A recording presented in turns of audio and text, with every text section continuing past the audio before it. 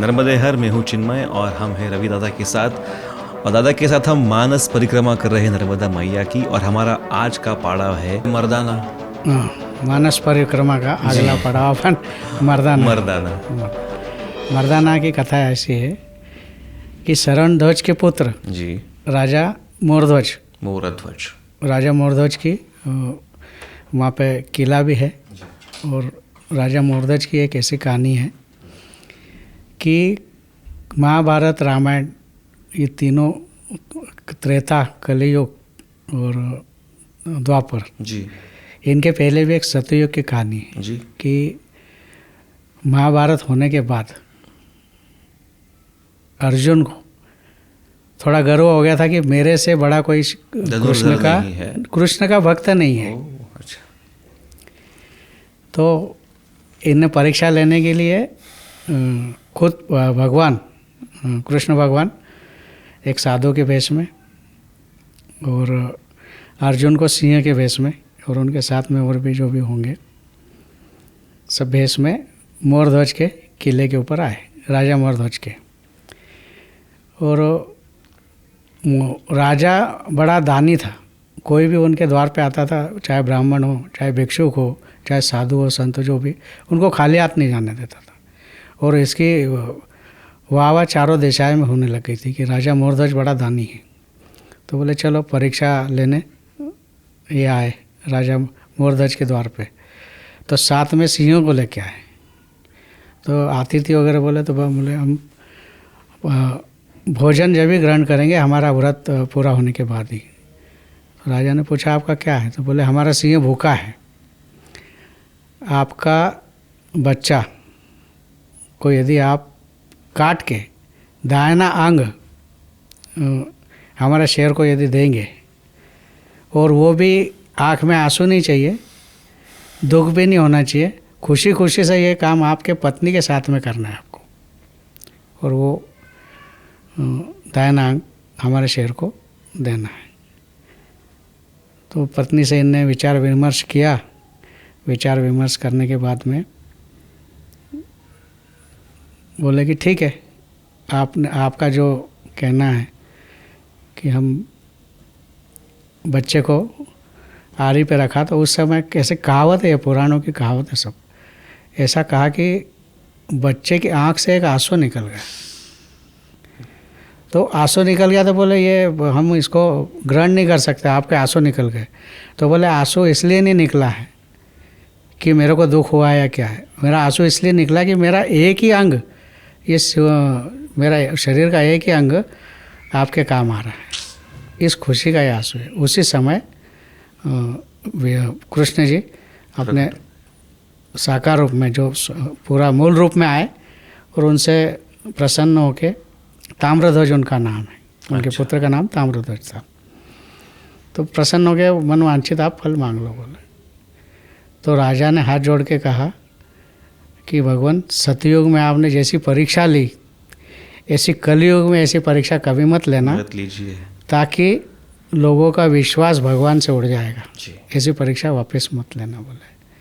तो भगवान ने कह के बोले आप यहाँ ही मयूर के रूप में, मयूरेश्वर महादेव के रूप में वहाँ पे प्रतिष्ठित है। तो वो मयूरेश्वर महादेव की वो कहानी है। वाह। और मोरध्वज का जो किला है 1903 के आसपास, शायद खरगोन में 30 के आसपास कचेरियाँ और छोटे छोटे महल थे।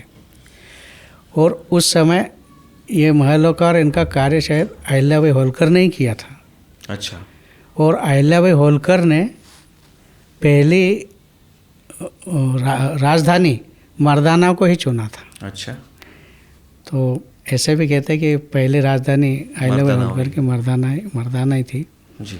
तो मर्दाना का ये ऐसा बहुत विशेष है, बहुत विशेष है। मैं बहुत कम इसमें आपको ये बताया, सुनने को मिलेगा, पढ़ने को मिलेगा। पढ़ेंगे तो आपको इसकी कहानी और दिलचस्प और ज़्यादा लगेगी, लेकिन सुनने के लिए लोगों को थोड़े में ज़्यादा चाहिए रहता है कि थोड़े में सब कुछ मिल जाए। तो अब कितना शॉर्ट करेंगे इस चीज़ को, अपन कितना छोटा करेंगे, जितना महत्व है वो तो बताना पड़ेगा जी।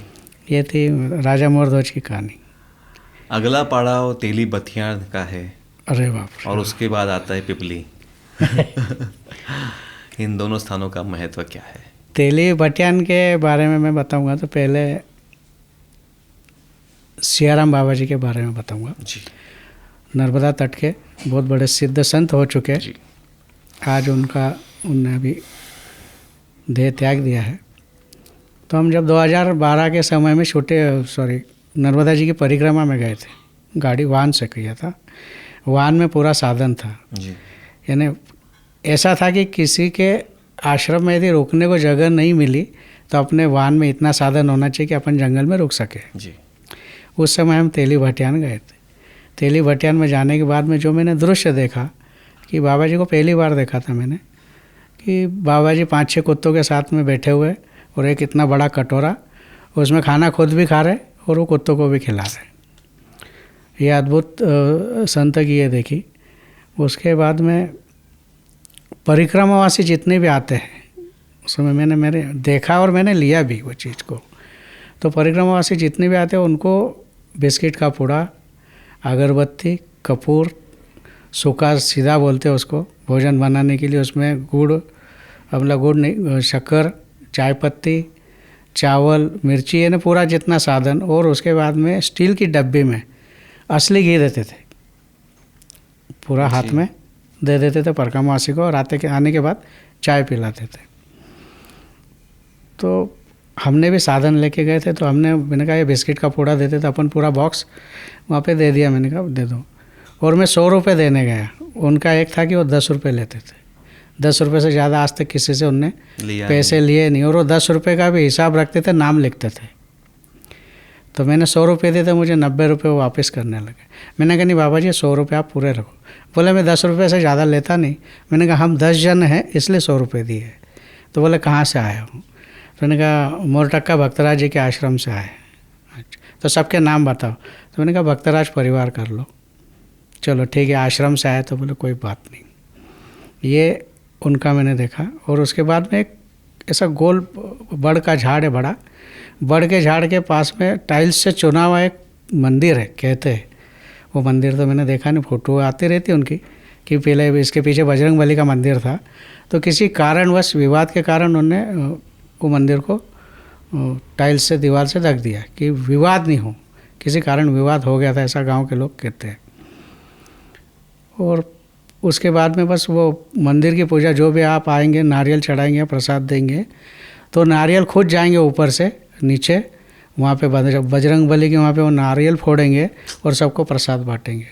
तो ये उनकी दूरदृष्टि थी कि यदि नारियल मैंने फोड़ा नहीं तो इसका आगे चल के व्यापार हो सकता है। तो प्रसाद जहाँ के था सबको वो बांट देते थे। उसके बाद में शूटिंग के समय जब हम गए, तो जब पहले तो मालूम था तेली भटियान में सियाराम बाबा जी और सिद्ध संत है, और नर्मदा किनारे के आज पूरा नर्मदा खंड में उनका नाम लिया जाता है, सियाराम बाबा जी का। तो जाने के बाद में थोड़ी सी मालूमात ली। मालूमात लेने के बाद में बोले बाबा तो आज तक किसी से फ़ोटो नहीं खींची, तो आपको शूटिंग कहाँ करने देंगे? तो उन्होंने कहा कोशिश करने में क्या। तो हमारी टीम पूरी बोले दादा, मैंने कहा कुछ नहीं, सब मैया पे छोड़ दो, होगा, करेगी वो। तो मैंने एक व्यक्ति को पूछा, उसको मैंने सब बताया कि हम किस कारण से आए हैं, शूटिंग क्यों कर रहे हैं, हम कहाँ से आए हैं, महाराज जी के आश्रम से, सदगुरु सेवा सदन मोरटक्का से आए हैं। ये पूरा उनको बताने के बाद में शायद उनने कुछ अलग सुन लिया। और जब मैं अंदर गया, भीड़ ज़्यादा थी उस समय, अंदर गया तो बोले, मैंने बताया, बोले ये भैया आए थे बोले शूटिंग के लिए, क्या करोगे बोले शूटिंग करके, सरकार कुछ काम नहीं करती, और ऐसा बहुत अलग से अलग चिढ़ गए थे वो मेरे से ज़्यादा। तो मैंने कहा इनने कुछ अलग सुन लिया है। बाबा जी, हमारा ये उद्देश्य है कि हम ये चीज़ को नर्मदा माई को और आपके संत लोगों को पूरे भारतवर्ष में दिखाए। तो आप इसमें थोड़ी सी हमें जानकारी दे दीजिए, बस ये हमारी विनती है। क्या कहें, ये तो बाबा लोग हैं, मन बाबा लोग तो रमते राम हैं, इनका कोई जीवन है। बाबा ने तो संत की सब विचरती भरी रामायण कह रही है। तो संत लोग तो अपने जो शांति होती है वहाँ जाके विचरण करते हैं, कि एक जगह रहते नहीं। आज सतयुग के जमाने चला आ रहा है। संत लोग एक जगह तो रहते नहीं, अपने को शांति मिलती तब तो रहते हैं। अब हमारे को यहाँ कोई तकलीफ नहीं, तो इस वजह हम पढ़े। आप कितने साल से है बाबा यहाँ पे? यहाँ पे कितने साल से है आप? मेरे को 1955 में आया हूँ, अच्छा, 1955 में।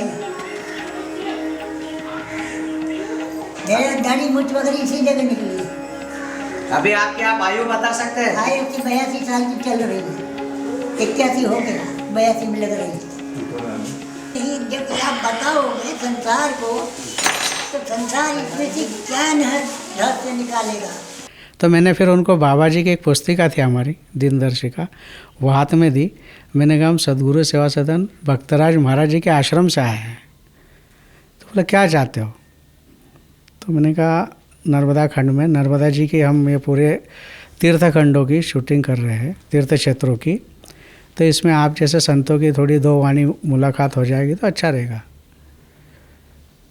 तो बोले ठीक है, बोले बुलाओ तुम्हारे शूटिंग वाले को। तो शूटिंग वाले को मैंने बाहर बिल्कुल रेडी रखा था कि मैंने जैसा दरवाज़ा खोला आप आ जाना। उनने जैसे दरवाज़ा खोला शूटिंग वाले अंदर, फिर वो दरवाज़ा बंद कर दिया। शूटिंग में कम से कम 20 मिनट वाह, सियाराम बाबा जी हमसे नर्मदा जी के ऊपर, रामायण के ऊपर, अलग अलग चीज़ों पे बात कर रहे थे। वो शूटिंग में है। और उसके बाद में शूटिंग के बाद में शूटिंग में चर्चा करते करते बोले मेरे पास एक आया था, बोले मुझे आत्मज्ञान की प्राप्ति करना है। तो उन्होंने कहा मैंने कहाँ ताला लगा के रखा है, नर्मदा जी में से ले ले। तो वाह, हाँ, मैंने कहाँ ताला लगा के रखा है? बोले तो नर्मदा जी में से ले ले। और फिर मेरी तरफ ऐसे देखते, तूने क्या मांगा? बोले मैंने कहा मैंने कुछ नहीं मांगा बाबा। कुछ तो मांगा होगा? मैंने कहा नहीं। अरे कुछ तो मांगा होगा तूने नर्मदा जी को? मैंने कहा एक ही मांगा है कि नर्मदा की महती पूरे विश्व में पहुँचे और इसके हर तट के महत्व को लोग समझे, ताकि आने वाली पीढ़ी ये अपना सनातन धर्म का आधार है, इतिहास है, इसको संगोपन करे, इसको संभाल के रखे, यही मेरी इच्छा है। तो बोले अरे पगले, तूने इस जन्म का नहीं कई जन्मों का मांग लिया। बोले ये थे हमारे सियाराम बाबा, अब नहीं रहे हो, उन्होंने शरीर छोड़ दिया, लेकिन बहुत बड़ा आशीर्वाद दे के गए कि क्या मांगा तूने? तो मैंने कहा कुछ नहीं। तो ऐसे ऐसे संतों की कृपा होते रहती है और उन्हीं की कृपा से पूरा कार्य भी चल रहा है, आगे भी चलेगा। ये थे हमारे तेली भटियान के सियाराम बाबा। अगला पड़ाव है सात पिपलिया। नाम ही बहुत सात पिपलिया गोवर्धनी घाट। सात पिपलिया गोवर्धनी घाट, क्या महती है दादा इसकी? सात पिपलिया की कहानी पुराणों के अनुसार, कथाओं के अनुसार, एक ब्राह्मण को ब्रह्म हत्या का पाप लग गया था जी। वो एक ऋषि मुनि के पास में आए जी। और उन्होंने कहा कि मुझे ब्रह्म हत्या का पाप लगा है जी। तो इसका निवारण कैसा करूं? जी। तो उनके पास में हवन कुंड के पास में एक लकड़ी थी, उनने दे दी उनको, ऋषि ने, कि बोले लकड़ी हर तीर्थ स्थानों पे लेके जाना, आप भी नहाना, इसको भी नहीं लाना जी। और जिस जगह पे ये अंकुरित हो जाएगी जी, लकड़ी, टहनी जिसको बोलते हैं, वो समझ लेना आपका ब्रह्म हत्या का पाप धुल गया। तो इन्हें पूरे तीर्थ स्थानों की यात्रा करने के बाद में ऐसे निराश हो गए कि कहीं पे भी गए तो ये मिला ही नहीं, बोले इसका कहीं अंकुरित हो ही नहीं। अभी जब वापस चलते ऋषि मुनि के पास में, लेकिन जाने के पहले नहा लेते, बोले जी। नहाने वो नर्मदा जी के तट पे गए, नहाए, खुद भी नहाए, अंकुरित अपने लकड़ी को भी नहलाया, तो उसी स्थान पे ये लकड़ी अंकुरित होना शुरू हो गया। ओ, तो इनने आके ऋषि को सब ये बताया। तो उसी स्थान पे आज भी परकमवासी कहते हैं कि वो तेली भटियान का जो बड़ा पीपल का वृक्ष है, बड़ का वृक्ष है, वो भी है। ये जगह भी है जहाँ पे ये सब अंकुरित हो गया है। वहाँ पे बिल्वेश्वर महादेव जी का मंदिर है और उसी के आश्रय में ये सब बड़ा पेड़ का झाड़ है। तो परकमवासी वहाँ पे ये लेते हैं। दूसरा गोवर्धनी घाट का ऐसा है कि इंद्रदेव अपना राक्षस को वध करने के लिए दधी जी का अस्थियों का वज्र बनाना था उनको। तो उन्होंने ये सब कहा कि मुझे राक्षस का वध करने के लिए आपका अस्थियों का वज्र बनाना पड़ेगा, तभी वो होगा। तो ये सब कथा सुनने के बाद दधीजी ऋषि ने तुरंत समाधि लगा ली और वहाँ पे ध्यानस्थ हो गए और उन्हें समाधि लगा ली। तब इसके बाद में विचार आया कि इसको इनका मांस कैसे निकाला जाए, शरीर के ऊपर से इनका मांस कैसे निकाला जाए। तो इंद्रदेव ने एक अपनी कामधेनु गाय को बुलाया और कामधेनु गाय से उनका पूरा मांस उतरा के उसका वज्र बनाया जी। और उससे वो असुर का वध किया। तो ये गोवर्धरी घाट का ये है महती विशेष है। महती है। तो ये सब ये जगह अलग अलग एक ही थोड़े से 1-2 किलोमीटर आसपास में ही है और बीच नर्मदा जी में दधी जी का आश्रम है। क्या बात है। उनकी तपोभूमि है। वहाँ पे शायद परिक्रमा से जा नहीं पाते, परिक्रमा के समय में वो जा नहीं सकते, कारण वो बीच में है। तो दधी जी ऋषि का आश्रम, वो कहते हैं ना दधी जी ने अपनी हड्डियों का दान कर दिया था, तो वो यही वो ये है। कथा वो पूरा जो हुआ था वाक्य वो यहाँ पे हुआ था। वाह। तो ये गोवर्धरी घाट और 7 पिपलिया घाट का महती ये विशेष। महत्व है। नर्मदे हर नर्मदे। नर्मदे।